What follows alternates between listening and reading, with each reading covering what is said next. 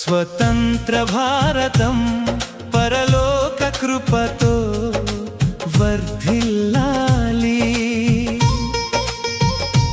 మన ప్రభు యేసు దీవెనలతో దేశం నిండాలి. స్వతంత్ర భారతం పరలోక కృపతో వర్ధిల్లాలి.